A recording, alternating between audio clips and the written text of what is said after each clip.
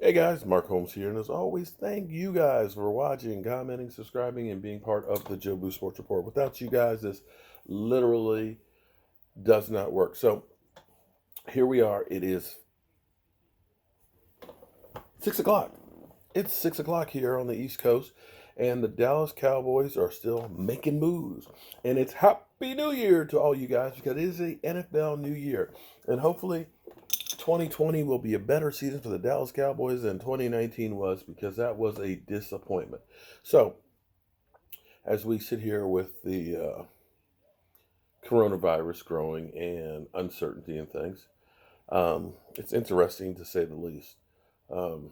It's scary to say the most, but it is what it is. So, the Cowboys, we know that they are looking at Desmond Trufant. That's a possibility that there's mutual interest with Emmanuel Sanders, but they're going to actually bring a player back, one of our many free agents, in Anthony Brown. Anthony Brown, who was a late round draft pick, who was played good at times, sometimes not as well as others, but the Cowboys are definitely bringing him back and having him in the mix. So I think systematically what the Cowboys are doing is they're going by the philosophy they had last year, which was let's look at the places that we need the most help. Okay. Last year you looked at it and you said, well, we need another running back to go along with Zeke Elliott. You looked and said we needed some more wide receivers. You looked and you said we needed help at safety and defensive line. And through free agency, we went through on each one of those positions and did a little bit of each, and brought in some free agents. Now, what that does for you is it enables you, instead of having to draft at need, to draft the best players. And who knows who's going to fall to 17. It could end up being a game changer, but you pass on it because you say, I got to get defensive linemen. So I think that's what the signing of Gerald McCoy was.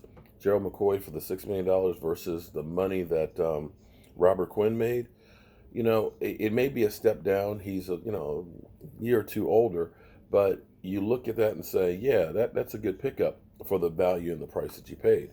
And so with that, instead of signing Robert Quinn, you can look at it and say, okay, we can go ahead and get some other players.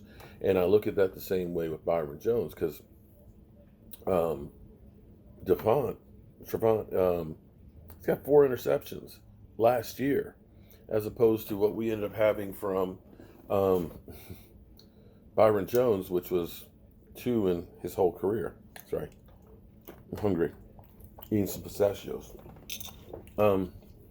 So from the standpoint, White House planning to spend $500 billion on direct payments to Americans. Woohoo, money. That'll be interesting. You look at that and say, okay, Anthony Brown, that's okay. All right, so we brought him back, and let's see who else we can add to the mix. And maybe we end up drafting a guy, or early, or maybe we end up drafting defensive lineman. But it gives you more options of things you can do. So that's where we are with that.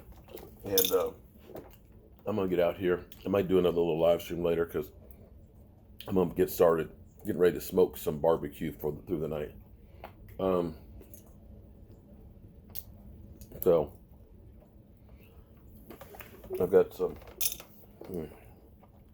got a really hard decision I need to make in the next few hours. This coronavirus, it's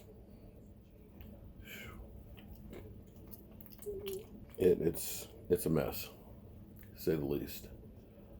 So you may hear something drastic from me.